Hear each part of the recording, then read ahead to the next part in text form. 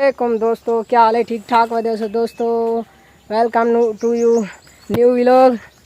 दोस्तों आज आप आए दो तारिक भाई कनू माशाल्लाह ठीक ठाक तुसा ठीक दो वदो शुक्र असा ठीक या सुनो आज क्या काम की थी प्यो क्या काम से आरे के 50 रुपए पौधा था दे माशाल्लाह सही ठीक है बोला के बिचारा रहंदा ठीक ठीक है ठीक लेना कर दे रहा दे वाला के साल कलमा कर दे सही ते हुन ए जैसे से जो अपनी नर्सरी क्या क्या है क्या पौधा है हर पौधा मिलवे आपा वो हर पौधा मिलवे से जेरा पौधा मोल के 800 वो पौधा दे दे अच्छा सही कोई ना दसा दे चारी फ्रूट आ रही है बिदाम है आलू बुखारा है आम है अंगूर है जम्मू है सब शय मिलवे से सही है माशाल्लाह। अच्छा शय मिलवे से सही है आप दिखा के दोस्तों को के ये बेचारा थड़े तारिक भाई और ये बेचारा भी माशाल्लाह थोड़ा नर्सरी का व्यू दिखा के दोस्तों बिराने को बोतल बर्सी दिखा दे माशाल्लाह केरी जाते अच्छा हाँ बोतल बर्स